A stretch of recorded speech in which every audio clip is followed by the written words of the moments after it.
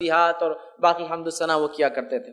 اسی طرح وہ لوگ جن پر اللہ کے فرشتے دعا کرتے ہیں، ان لوگوں میں سے ایک لوگ وہ ہے جو صفوں کو ملاتے ہیں، صفوں کو ملاتے ہیں۔ کون سی صفیں؟ نماز کی صفیں، دستر کی صفیں نہیں کھانے والی۔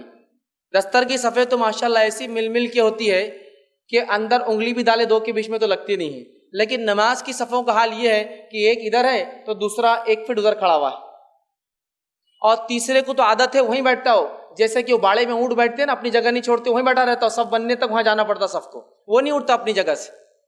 نبی اکرم صلی اللہ علیہ وسلم نے کہا تم میں سے اگر کوئی شخص مسجد میں ایک جگہ فکس کر لے رہا ہے، وہ باڑے کے اونٹ کی جیسی صفت ہے، وہ اونٹ ہوتا ہے نا ایک ہی جگہ بیٹھتا ہے، دوسرا اونٹ دھکا نکالتا ہے۔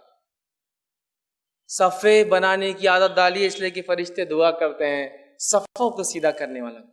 صفے درست ہونا نماز کی بہت ضروری ہے۔ مسند احمد کی، جو سنن ابن ماجہ کی، ابن حبان کی، حاکم کی روایت ہے، ماں عائشہ رضی اللہ عنہا فرماتی اور کہتی ہے اللہ کے رسول صلی اللہ علیہ وسلم فرمان کا بلا شک و شبہ اللہ عز و جل اور اس کے فرشتے جو ہے علیہ السلام صفوں کو ملانے والوں پر درود بھیجتے ہیں، مسجد میں آ کے بیٹھنے والوں پر، پہلی صفوں میں بیٹھنے والوں پر، سیدھے ہاتھ کی طرف صفوں میں رہنے والوں پر، صفوں کو ملانے والوں پر، سب پر اللہ اور اس کے فرشتے درود بھیجتے ہیں، سلام بھیجتے ہیں، رحمتوں کی دعا کرتے ہیں، مغفرت کی دعا کرتے ہیں، برکتوں کی دعا کرتے ہیں۔ نماز کتنا افضل عمل اس سے پتہ چلتا ہے۔ خالی اگر نماز میں جانے والے کی کیفیت ہے، پڑھنے والے کی کیا حال ہوں گے؟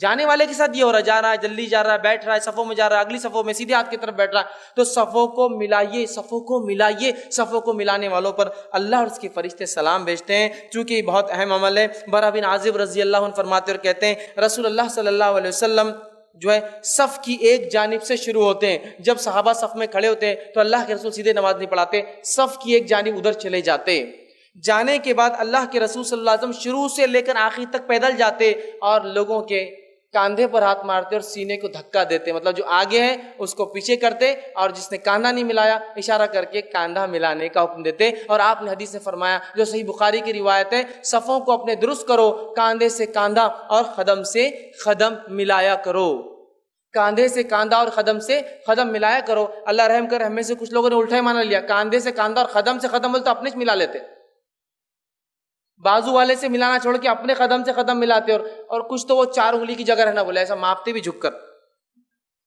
4 انگلی۔ ایک تو سنت سے ثابت نہیں 4 انگلی کی جگہ لینا، دوسرا سنت کے خلاف ہے۔ کاندھے سے کاندھا اور قدم سے قدم کے الفاظ صحیح بخاری کی ہیں، اور بھی کئی ہیں، میں ایک حوالہ دے رہا ہوں۔ کاندھے سے کاندھا اور قدم سے قدم ملانے کا حکم ہے، اور ان سائنٹیفک بھی ہے، اس لیے کہ ایک آدمی ماشاءاللہ 1 ٹن کا ہو تو 4 انگل پہ تو گر پڑے گا نماز میں، اس کو تو جگہ بڑی لینا پڑے گی نا اس کے ہاڑ کے حساب سے، مطلب اس کے جسامت کے اعتبار سے، وہ لمبا آدمی خوب تو وہ 4 انگلی لیں گا تو گر پڑے گا، وہ تو اللاجیکل ہے، ان سائنٹیفک ہے، سنت نہیں ہے، سنت کے خلاف ہے۔ قدم سے قدم کاندھے سے کاندھا ملاؤ۔ ایک روایت میں فرمایا قدم سے قدم کاندھے سے کاندھا ملاؤ، شیطان کو بیچ میں گھسنے کی جگہ مت دو۔ ایک روایت میں آپ نے دیکھا ایک صحابی کھڑے اور نماز میں ان کا سینہ بہت چوڑا تھا، یوں کھڑے تھے، سینہ باہر تھا صف کے، آپ نے کہا سینے کو اندر لے، کیا تو چاہتا ہے امت میں اختلاف ہو؟ فوراً اندر لے لیا۔ صرف سینے کے باہر رہنے سے اختلاف کی بات ہوئی ہے۔ یہاں تو معاملہ یہ ہے ایک بھائی ادھر کھڑے، دوسرے 6 انچ دور کھڑے، اور اگر کوئی بھائی کے بولے کہ بھائی ادھر سر کو، تو میں ایسے ہی پڑھتا، میرے کو دھکا نہیں لگانا، تیری نماز الگ جا کے ادھر پڑھ، ادھر یہ اپنے پاس نہیں چلتا، میرے کو ڈسٹرب ہوتا نماز میں، اس لیے کہ شیطان آ گیا نا تیرے ساتھ۔ اب حدیث میں ملاؤ ورنہ شیطان آ جائیں گا، اور آ گیا ہم میں، چونکہ مالداروں کی صفیں الگ ہیں، مالدار نہیں لگانا چاہتا کسی غریب کو اپنے بازو، شیطان آ گیا اونچ نیچ کا آ گیا۔ آپ دیکھیے مالدار لوگوں کی صفیں ادھر کھڑو، تم ادھر کھڑو اور پڑھ رہا ہے، کوئی قدم ملا تو اس کو چڑ جاتا ہے، لیکن میں بھی کہوں گا کہ لوگوں سے ایک بار ملانا چاہیے، ہٹ جائے چھوڑ دینا چاہیے۔ کہاں تک کریں گے؟ کیا کیا کریں گے؟ کیا کیا بولا جائیں گا؟ خود بھی تو دین کو سمجھنے کوئی جذبہ ہو لوگوں میں، بس یہ ہے کہ نہیں بھائی سنا دیجیے، بول دیجیے، بتا دیجیے، بھائی خود بھی تو سیکھو۔ اور اس معاملے میں کسی کا اختلاف نہیں میرے بھائی، یہ کوئی ایک جماعت کا یا ایک مسلک کا مسئلہ نہیں ہے، یہ سنت کی بات ہے۔ آپ صلی اللہ علیہ وسلم تو یہاں تک فرماتے ہیں، اور صحابہ کہتے ہیں کہ ہم جب اللہ کے رسول صلی اللہ علیہ وسلم کے دور میں ہوتے ہیں ایسی صفیں بنتی جیسا وہ نیزہ ہوتا ہے نا، اسٹریٹ تیر کیسی ہوتی ہے اتنے اسٹریٹ صفیں بنتی، سینہ باہر نکالنے والے سے کا اختلاف ہو جائے گا، سینہ اندر کر لے، کتنی اہم بات ہے۔ تو صفیں ایسی ہونا چاہیے ایک سے ایک لگی ہوئی ہے، کھڑے ہو رہے ہیں، جھک رہے ہیں، سجدے کر رہے ہیں، ایک ساتھ ہے۔ ہماری صفیں کیسی ہوتی ہے؟ پوری صف ایک دوسرے سے الگ الگ، اطمینان سے پڑھنا ہے، بولے سرک ادھر سرک، اطمینان سے پڑھنا ہے، اطمینان سے. یہ اطمینان نہیں ہے، یہ اطمینان ہے. اور وہ لوگ بھی غلط کرتے ہیں جو اتنے پیر پھیلا دیتے ہیں کہ بازو والے سے کاندھا ہی نہیں ملتا. حدیث پہ عمل تبھی ہوگا جب کاندھے سے کاندھا اور قدم سے قدم لگے گا، ورنہ عمل نہیں ہوگا. سمجھ رہے ہیں آپ بات؟ تو ہمیں صفوں کو درست بنانا چاہیے، اس کو سیدھا کرنا چاہیے. اللہ کے رسول کاندھوں کو ہاتھ لگاتے اندر ہو اور صفوں کو سیدھا کرتے، اس کے بغیر آپ نماز نہیں پڑھاتے، کھڑے نہیں ہوتے. ایک روایت نے فرمایا آپ نے کہ صفوں کو درست کرو، فَإِنَّ تَسْوِيَةِ الصُّفُوفِ مِنْ أَقَامِ الصَّلَاةِ، اس لیے کہ صفوں کو درست کرنا نماز کی قائم کرنے، مطلب نماز قائم نہیں ہوتی اس کے بغیر، قائم کرنے میں تو آپ گھوم گھوم کر صفوں کو درست کیا کرتے تھے. اسی طرح جو نعمان بن بشیر رضی اللہ عنہ فرماتے اور کہتے ہیں کہ نبی اکرم صلی اللہ علیہ وسلم نے فرمایا کہا اپنی صفوں کو درست کرو.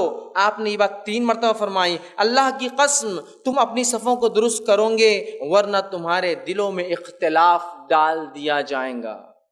اللہ کی قسم اپنی صفوں کو تم درست کرو گے، ایسا عمل تم نے چھوڑ دیا اللہ تم میں اختلاف ڈال دیں گا. آج نسل کا، قوم کا، مالداری کا اختلاف ہے نہیں ہم میں، یہ صفوں کی دوری کی وجہ سے.